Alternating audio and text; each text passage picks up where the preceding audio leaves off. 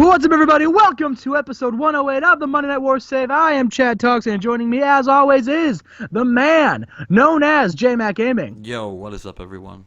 We are doing Monday Nitro, and it's going to be a great show. I wouldn't say that, but it's going to be a show. We are on the track to World War III, brother. Oh, man. It's a track, all right. It's a trek. All right, without further ado, let's run the show. Okay, let's run it. Don't look. All right, Chad. Man, I got a 63. Yeah, and, man, what the fuck? In J-Mac's pre-show match that he set up, we had a bout with decent wrestling and little heat. Kidman defeated Shannon Moore with a shooting star press. Kidman carried Shannon Moore to a 63. Good job, Kidman. That's my cruiserweight champion right there. All right, after that, we have another pre-show match. That was got an 80 on the pre-show. Imagine what I could have gotten on the actual show. Scott Steiner defeated Diamond Dallas Page in 11:09 with the Frankensteiner. A pay-per-view worthy match. You don't even get it on TV, brother. All right. So I just wanted to get him on the card. Same with these guys. Vicious and Luger defeated the Faces of Fear when Luger defeated the Barbarian with the torture rack. What a pre-show. What a pre-show. Let's just move on. We start the show off. Bischoff gets into the ring and he says, everybody knows that World War III is our next pay-per-view. And everybody's talking about the match. The match that this pay-per-view is known for. The match that changes everything. The match I'm, of course, talking about. The Bischoff versus Zabisco match. Now everybody's talking about who I will select to represent Eric Bischoff and represent the NWO and represent the state of WCW. Well, it was going to be the Big Show, but watch what happened last week, and it shows the video of Big Show telling Bischoff, I'm not interested, and then chokeslams him, and he says, Big Show, you get your big fat ass out here right now. Big Show comes down to the ring and he says, Bischoff says, I could have made you a star. The only reason you're relevant is because of me. You were known as the Giant. That's all you were, the Giant. And I made you the Big Show. And this is how you repay me. This is how you treat your boss. I could fire you right now, but that would be too easy. No, Big Show, I've got more in store for you. You are going to face off in the main event against the man who will represent Bischoff at World War III. And if you lose, Big Show, then you will be fired. And Big Show looks at him and goes, Bischoff, if you're threatening the Big Show, you're going to have some big consequences. All right? I'll face whoever you need me to face. All right? And when I beat them, I hope Zabisco beats you so we can get you out of WCW and get it to the great company it could be. And after that, he gets jumped from behind by Bret the Hitman Hart, ladies and gentlemen. Oh, no. Bret Hart. Bret Hart is representing Bischoff at World War III. So the main event tonight, Big Show versus Bret Hart. Oh, no. Good little match. Oh, all right. No. Oh, man, 75. Jesus. And in a bout that had decent wrestling but not much heat, Ultimo Dragon returns to the ring to defeat Juventud Guerrera in 8:14 by submission. A submission in a cruiserweight match. What the fuck? Oh, well, I'll be damned. All right, that's something. So after that match, Rey Mysterio comes out and he says, Ultimo, I respect you. All right, you're big all over the world. But here, this is my house. All right, the Cruiserweight division, we were fine when you left, and we're fine now. So how about this? All right, at World War III, the Ultimo Dragon takes on Rey Mysterio, and the winner can prove not only who is the top dog, but can go and challenge Kidman for that Cruiserweight Championship. And Ultimo, I don't know if you know what it's like to be the Cruiserweight Champion, but I do. And it feels pretty good. And I will defeat you, and then I will go on to Starrcade, and I will represent the Cruiserweight division, and I will become the new champion. Ultimo looks at him, says, grabs a microphone, and a rare promo from Ultimo. He says, Ray, And then he says in fluent Japanese, you don't know who you're dealing with, and then shakes his hand, and the match is made. Ultimo, Rey Mysterio at World War III. Should be a grand old time. Fuck Ultimo.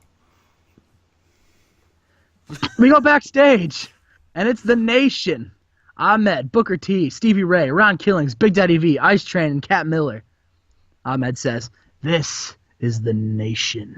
You people in WCW were so bred and brainwashed to believe that the Flock was the stable. But you know what? They're not the stable that you should be worried about. And it sure as hell isn't the NWO. I couldn't even tell you who was in the NWO anymore. But the Flock, they don't stand a chance against the Nation. The Nation, we are full of members who want what's ours. We have the tag team champions, Harlem Heat. And tonight they defend those tag team titles against the Flock. And you know what? I may have was unfortunately injured and cost me my United States Championship. But don't worry, I will be champion again. Sooner than later. And as far as the rest of my brothers, looks at all of them. If one of us succeeds, we all succeed. We are the Nation. And we are going to take the Flock out of this company.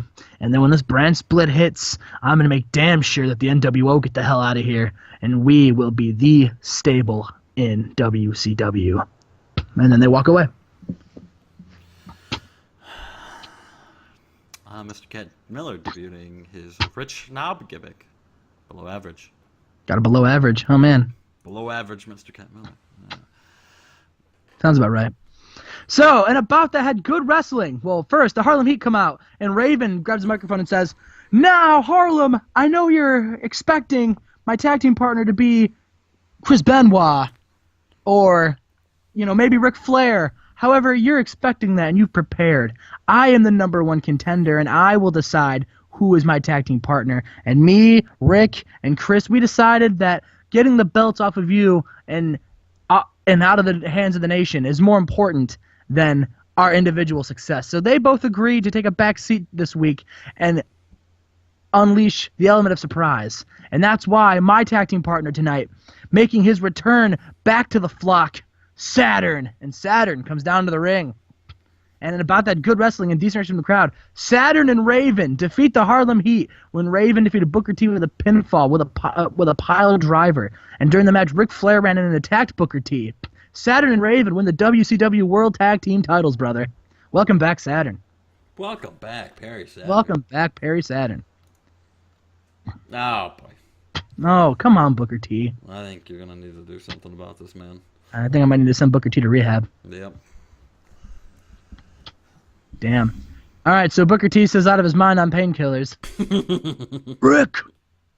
Rick, sucker, you've interfered in the Nation's business for the last time. Now, can you dig that? I'm challenging you to a match at World War III. Booker T, Ric Flair, an Iron Man match. And the winner gets to stay in WCW, and the loser must retire from professional wrestling, sucker. At World War III, I'm going to put you out of your misery. Ric Flair looks at him and says, "Booker T, it seems to me like maybe you're the one who should step out of the wrestling business and check in somewhere else, if you know what I'm saying." And, it's an insider joke because he's high. Mm-hmm. And he says, "So the Nature Boy accepts your challenge, and I'm going to end on a high note, maybe not as high as the note as you're on, Booker, but I'm gonna wait to get in there and whoop your ass. I'll wait till World War III. Woo!" And he struts off. So Ric Flair, Booker T, Iron Man match. What could possibly go wrong? And about that had good wrestling and little heat. Chris Jericho defends his air quotes television title, and he defeated Jushin Liger with a lion tamer. All right. Good for Jericho. Got the magic. Got the crowd hotter. Good. After that match, Jericho grabs the microphone. "I defeated Jushin Thunder Liger, and I proved why I am the best television champion WCW has ever seen in their lifetimes. Goldberg is lucky to even be mentioned in the same sentence as Chris Jericho.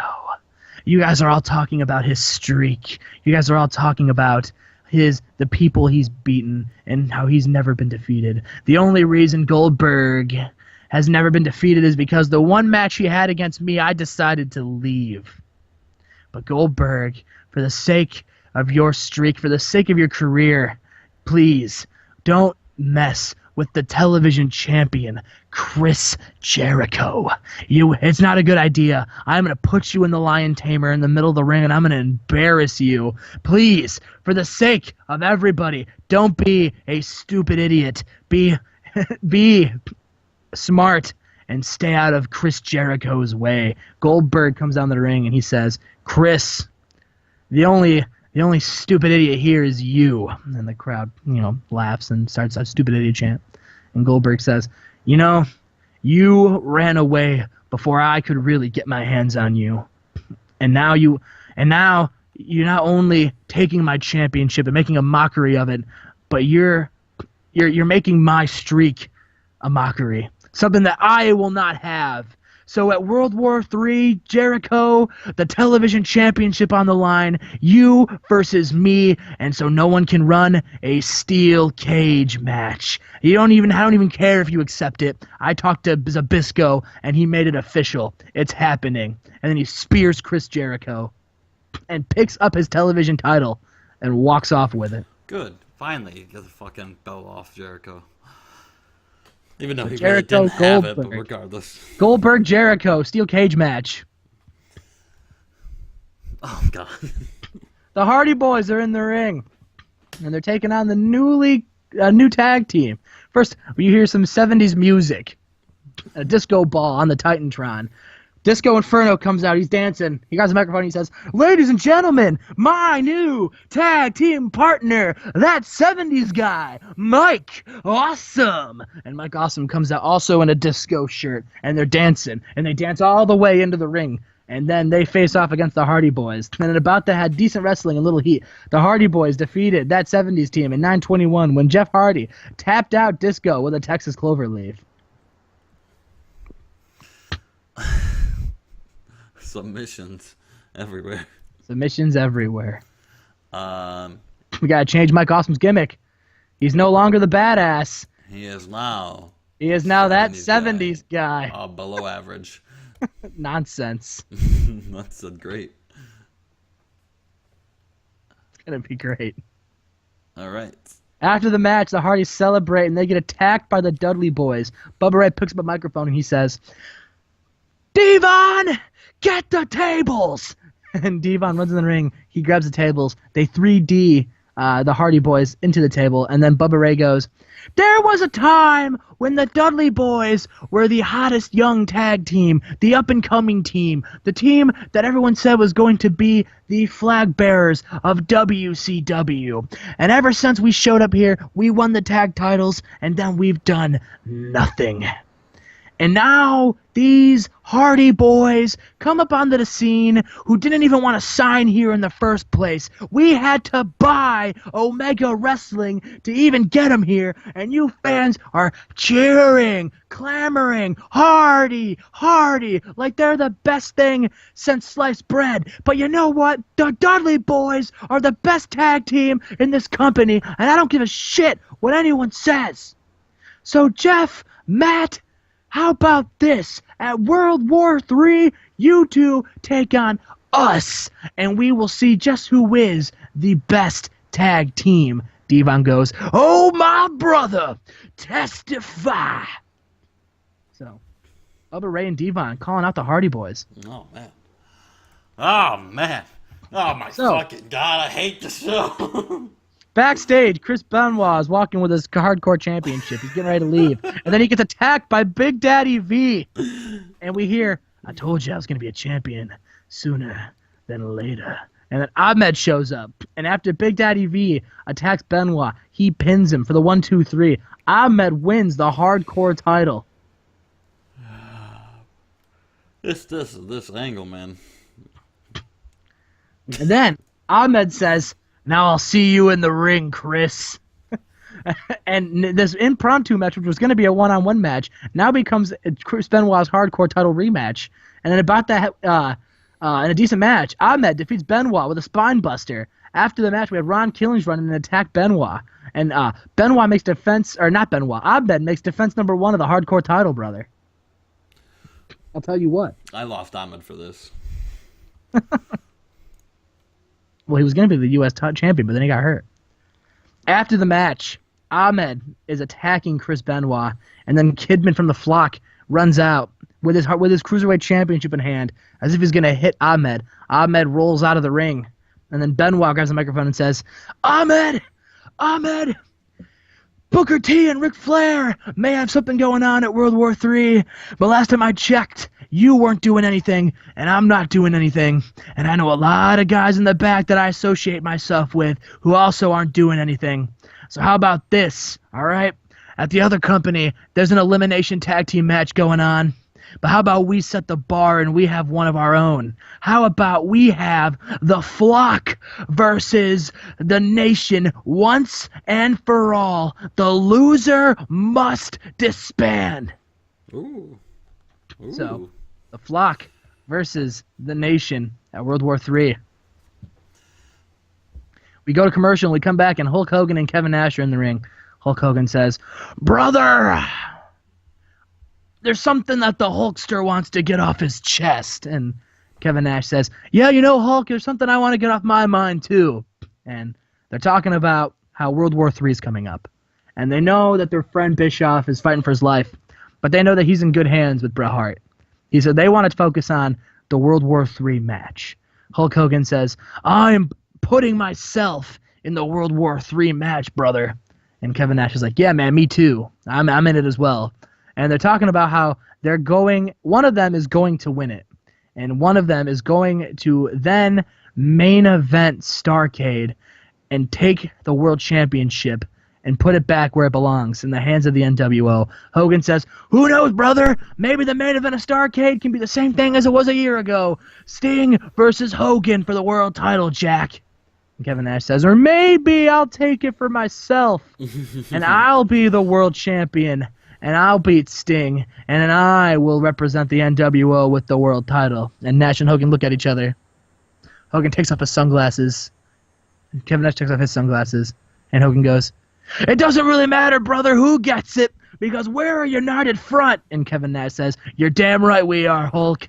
And they look back at the screen, and he goes, and brother, once I win that world championship, I can finally show that I am above Sylvester Stallone, and that he is not in the same sentence, the same category, the same level, the same building, the same planet as the greatest professional wrestler to ever live, Hollywood Hulk Hogan, Jack. And Kevin Nash says, whichever one of us wins it, doesn't matter. We're going to hold it until we decide we don't want it anymore. Hell, maybe every single week me and you will just wrestle each other for it. Who knows? But it will leave with one of us. We will win World War III. And that's the promo. I'll move on to... After that, and about that great wrestling and good heat, Eddie Guerrero defeats Conan in 950 with a frog splash. After he wins, he looks into the TV hard cam and says, Yuji Nagata, I hope you were watching World War III. And he does the motion like around the waist that he wants the belt. Oh, yeah. All right. Oh, wait. Does Yuji have it? Yeah. Oh, man. Yuji might lose it. That's a possibility. He might lose it. Who knows? And our main event, in an exceptional match, Bret the Hitman Hart defeated the Big Show in 11:20 with a sharpshooter. Oh my gosh, J-Mac. Big Show tapped out. And you know what that means? We go to our next angle. I know what that means. Eric Bischoff shows up to the ring with Bret Hart, who still has him in the sharpshooter, even though Big Show has tapped out. And Bischoff says, Big Show, you're fired! And he starts laughing, and Bret Hart wrenches the sharpshooter even more. And he says, I have your contract, Big Show. I have your contract. And he spits on it and then rips it up and throws it at him. Throws it right at Big Show's face as the sharpshooter gets wrenched even more. Big Show is tapping out. Mike Tenay is on commentary, and he's like, he's going to end Big Show's career. And then Tony Schiavone says, what career? He just got fired. And then Zbyszko runs out, and he says, Bischoff, stop. This isn't funny. Let him go. And Bischoff says, there's no way in hell I'm listening to you, Zbyszko. And he says, Brett, wrench it more. And he pushes even more on it. At this point, Big Show is writhing in pain. Like tears are running down Big Show's face. He's in so much pain. And then all of a sudden, we hear, hey, yo. Hey, yo. Runs down the ring. Hungover hole. Beer bottle in hand. For those of you that don't know, in the locker room incident, he showed up hungover today. And I found him, and he got pissed. Scott Hall, beer bottle in hand, runs at Bret Hart. Bret Hart looks at him, lets go of the sharpshooter, and then runs out of the ring. And Zbyszko says, "You know what, Bischoff?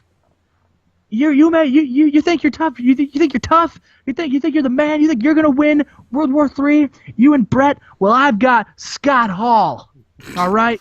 Now you, hey yo, yourself to the back, and you guys prepare." Because, and then Scott Hall says, Larry, check on Big Show.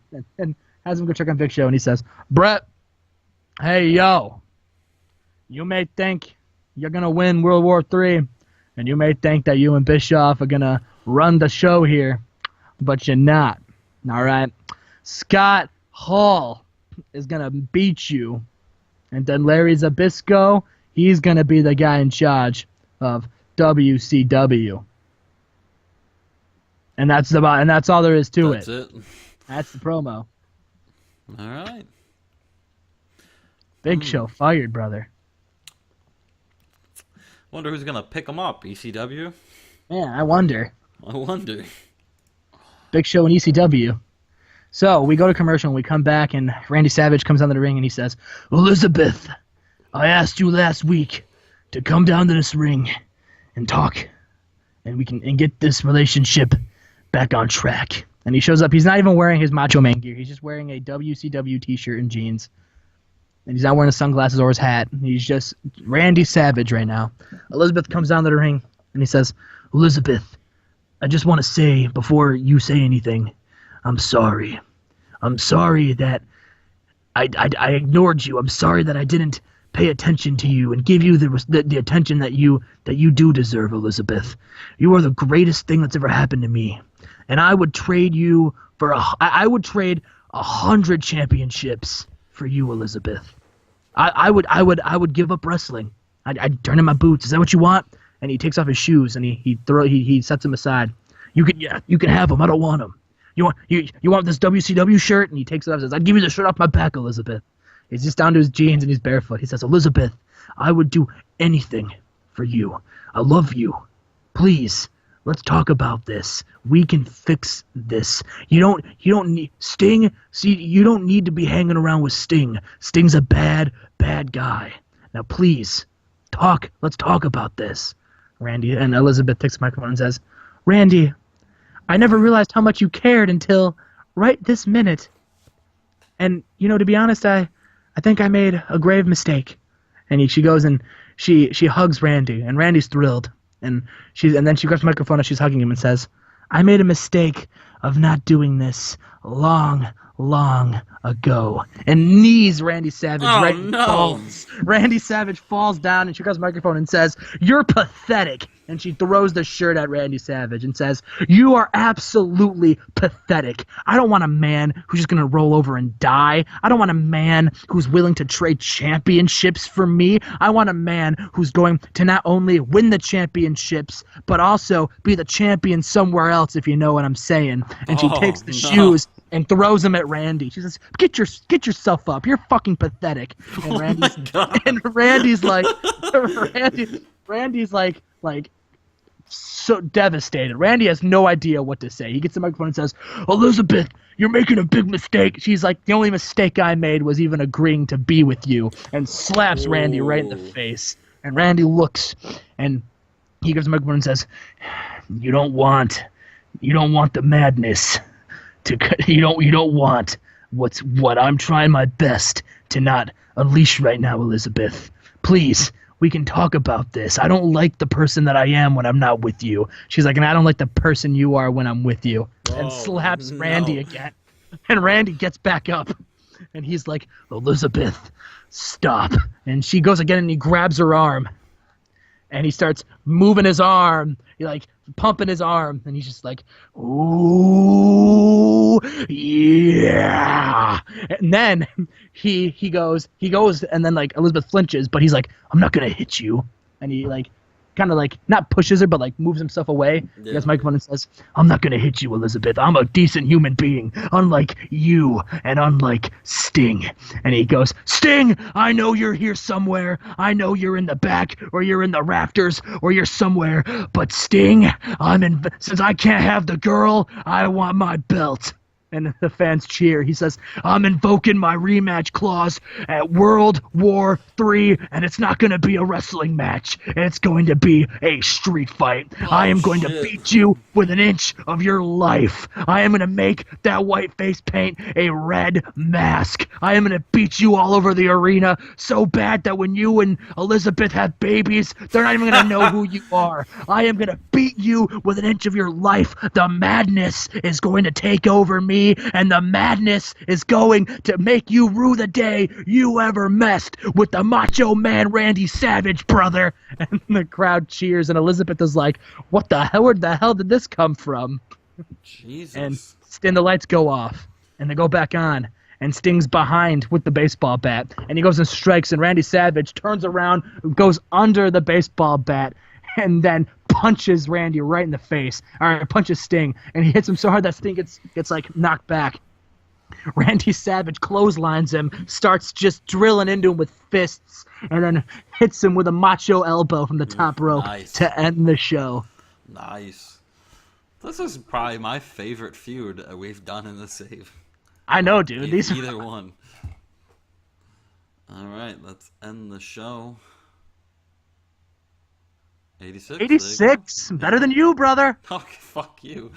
Better than your show. Hey, man, I had the best match of the week.